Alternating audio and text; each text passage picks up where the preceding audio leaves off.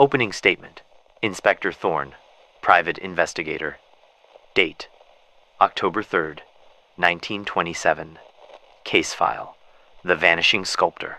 I received an urgent request from one Eleanor Whitlock, sister of famed sculptor August Whitlock.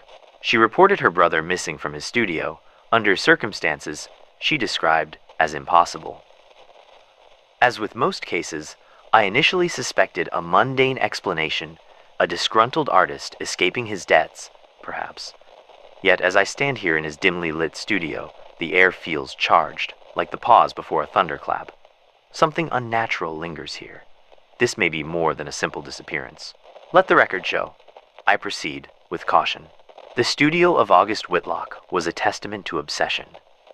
Sculptures loomed from every corner, their forms writhing in a strange dance between beauty and grotesquerie.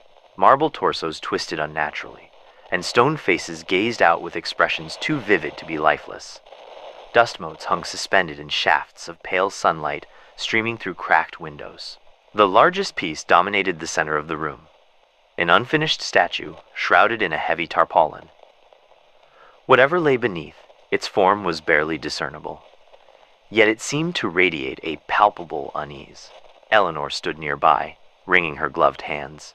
She was a woman of sharp angles, narrow shoulders, pointed chin, and her eyes darted nervously about the room. Inspector, he wouldn't just leave. August was consumed by his work.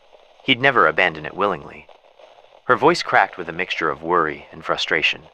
He spoke of strange things lately. He said the statues spoke to him, Inspector, that they told him secrets. Statues don't speak, Miss Whitlock, I replied, though her words planted a seed of unease. But tell me, was your brother prone to flights of fancy? She stiffened. August was eccentric, yes, but he wasn't mad. You'll see what I mean if you examine the studio. I nodded and began my inspection.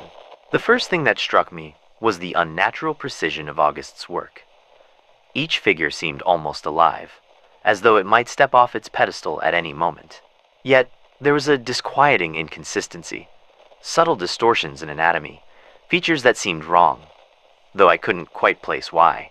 The effect was hypnotic, and I found myself staring longer than I should. Among his tools, I found a journal. The pages were filled with frantic sketches and barely legible notes. Phrases like, "They whisper at night," and "The stone remembers," leapt out at me. One entry, dated 2 days before his disappearance, read, "The central piece is nearly complete. I hear it even when I'm not in the room. It calls to me, its voice deeper than the others. I must not stop now. The central piece." I turned my gaze to the tarpaulin-covered statue. The air around it felt heavier, colder. I hesitated, then grasped the edge of the cloth and pulled it away. Beneath was a figure carved from gleaming white marble. It depicted a man, or something resembling one, mid-stride. Its form was eerily detailed, down to the veins in its hands and the faint pores on its skin. Yet its face was a void, a swirling absence that seemed to pull at my very thoughts. I staggered back, a wave of vertigo washing over me. "My God," Eleanor whispered, clutching at my arm. "What is it?" "I don't know," I admitted, my voice unsteady, "but I intend to find out." As the investigation progressed, peculiarities mounted. Neighbors reported hearing strange noises from the studio at night low, rhythmic chanting interspersed with guttural whispers.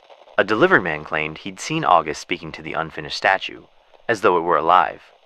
Most chillingly, a local boy said he'd watched the statue move when no one was looking. I spent the next night in the studio, determined to observe any unusual activity. The hours passed slowly, the silence broken only by the creak of settling wood and the occasional hoot of an owl. Around midnight, however, a low hum began to fill the room. It emanated from the marble figure, growing louder, more insistent. Then I heard it. A voice, deep and resonant, speaking words I couldn't understand. The sound seemed to bypass my ears, reverberating directly in my skull. I felt an overwhelming compulsion to approach the statue, to touch its cold, smooth surface. My hand extended almost involuntarily before I managed to wrench myself away. The voice ceased. leaving the room in suffocating silence. The following day, I consulted a scholar of antiquities, Dr. Alaric Vaughan. He examined the journal and the statue, his expression growing graver by the minute. This is no ordinary art," he said finally. "These symbols, they're ancient, older than recorded history. They speak of a process, a ritual to bind life into stone. Your sculptor may have stumbled upon knowledge best left forgotten. And the voice?" I asked, reluctant to admit what I'd experienced. Dr. Vaughan hesitated. If the ritual was partially completed, the stone may have absorbed something, a fragment of consciousness perhaps. But such things come at a cost. The sculptor himself may have been the final offering.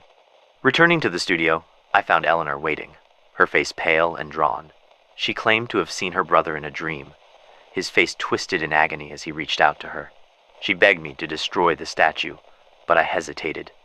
If there was even a chance August's essence remained trapped within, destroying the figure might doom him forever. Instead, I arranged for the statue to be sealed in a lead-lined crate and stored in a secure facility. As the workers hauled it away, I couldn't shake the feeling that it was watching me. Closing statement.